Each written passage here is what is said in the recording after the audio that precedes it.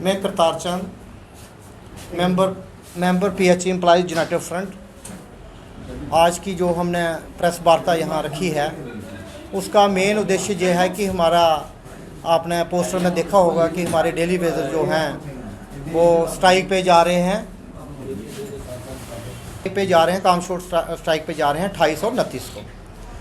तो लिहाजा हमने भी रेगुलर एम्प्लॉइज़ ने एक मीटिंग की है कि जो हमारे इश्यूज़ हैं वो भी आज उजागर किए जाएं, और दूसरा जो हमारे डेली वेजर भाई स्ट्राइक पे जा रहे हैं, बहुत हार्ड स्टेप उन्होंने लिया है, तो उसके लिए भी हम मॉरल सपोर्ट जो है उनको देने जा रहे हैं। क्योंकि ये जो लोग थे ये 10 साल से लेकर 30 साल तक यहाँ सर्विस दे चुके हैं, तो बड़ी इंतहा जो है वो हो गई है, और सरकार ने आज तक इनका कुछ नहीं किया। बहुत सारी सरकारें आई और बहुत सारी सरकारें गई, गवर्नर रूल भी आए, मगर ये वाहिद डिपार्टमेंट जब 62 के अंदर बना तो तब से यही परंपरा इस डिपार्टमेंट में थी। शायद आज कोई इसमें देख रहा है कि नहीं देख रहा है, तो डेली वेजर ही यहाँ स्टाफ को लगाया जाता था, कभी रेगुलर रिक्रूटमेंट यहाँ नहीं हुई है, तो डेली वेजर स्टाफ ही लगाया जाता था। उसको 3 साल बाद, 5 साल बाद, 7 साल बाद उसको रेगुलर किया जाता था।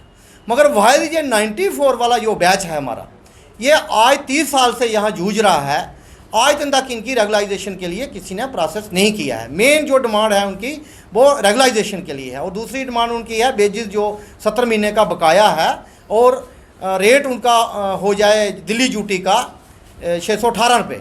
तो वो उनकी मेन 2-3 डिमांडें मेन हैं। तो हमने ये फैसला किया है कि हम मॉरल सपोर्ट उनको 28 और 29 को देंगे। मगर जैसे हमारा रेगुलर स्टाफ है, रेगुलर स्टाफ के साथ इतनी यहाँ जायती हो रही है कि एक डीपीसी का मुद्दा है। चीफ सेक्रेटरी साहब ने बार बार नोटिस निकाले हैं कि 1 महीने में, हर माह में डीपीसी की जाए मुलाजिमों की, ताकि वो अच्छा वेतन उनको मिले और अच्छी पेंशन लेके वो घर जाएं। मगर हमारे डिपार्टमेंट ने उसमें ज़रा भी कुछ काम नहीं किया। ये 2 साल से हमारे चीफ साहब आए हैं, एक भी डीपीसी चीफ साहब की रहनुमाई में यहाँ नहीं हुई है। तो लिहाजा एक ये हमारी डिमांड है डीपीसी वाली। दूसरा ये है कि यहाँ एक डिपार्टमेंट का 2 SRO थे, SRO 59 और 149। इसके तहत सरकारों ने अपग्रेडेशन, प्रमोशनें मुलाजिमों को दे दी, सर्विस बुक पे एंट्री हो गई, उनकी फिक्सेशन हो गई। मगर उसके बाद जब एजी में वो रिटायरमेंट के लिए करके चिट्ठी लिख के डिपार्टमेंट को दे देते हैं कि इसकी 20 लाख की रिकवरी है, 10 लाख की रिकवरी है, या जबकि उस मुलाजिम का क्या कसूर है? सरकार ने ऑर्डर किया, सरकार ने फिक्सेशन की, सरकार ने एंट्री की, सब कुछ करने के बावजूद उसको रिकवरी डाली जा रही है। एक जब एम्प्लॉई रिटायर होता है तो वो लेके जाता है घर के, मैंने बेटी की शादी करनी है, बेटे की शादी करनी है, मकान को मैंने रिपेयर कराना है, मुझे रिटायरमेंट के बाद जो पैसा मिलेगा मैं वहाँ लगाऊंगा। मगर अनफॉर्चुनेट कि वो सारा का सारा ये रिकवर कर रहे हैं, और बहुत जायती वो उन मुलाजिमों के साथ हो रही है।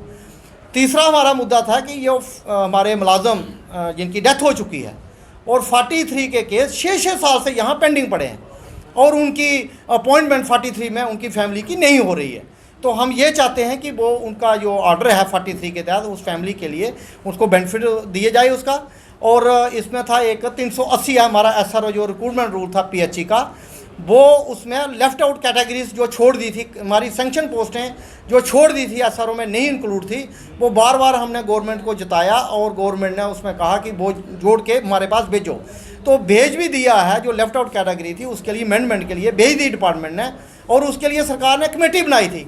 मगर आज तक उस कमेटी ने कुछ नहीं किया, और वो मॉडिफिकेशन भी SRO की नहीं हुई है। से आपके माध्यम से यही अपील करना चाहते हैं कि हमारी जो बर्निंग इश्यूज़ हैं, हमारी कोई ज़्यादा डिमांडें नहीं है, मांग नहीं है, हमारी मांग कोई नहीं है, हमारे इश्यूज़ हैं ये जो मुलाजिम के रिलेटेड हैं। ये हम नई चीज़ कोई नहीं मांग रहे हैं। डीपीसी हमारा हक है मुलाजिमों का कि डीपीसी होनी चाहिए। चीफ सेक्रेटरी साहब ने कहा कि हर महीने डीपीसी करो, तो क्यों नहीं हम मांग करेंगे कि हमारी डीपीसी हर माह होनी चाहिए? मगर 2 साल से कोई डीपीसी यहाँ हुई नहीं है। तो दूसरा, जैसे ये रिकवरी वाला इशू है, मुलाजिम को ऑर्डर किया, मुलाजिम की एंट्री सर्विस बुक के ऊपर हो गई, उसकी फिक्सेशन सरकार ने कर दी, उसको पे सर से ये अपील करते हैं कि 1 time settlement one time settlement उसके लिए दी जाए कि जो हमने गलत दिया है मुलाजिमों का कोई कसूर नहीं है, लिहाजा आगे इसको बिल्कुल बैंड कर दो। इन एसआरों को आगे किसी को बेनिफिट नहीं दिया जाए, मगर जिनको दिया है वो वन टाइम सेटलमेंट उनका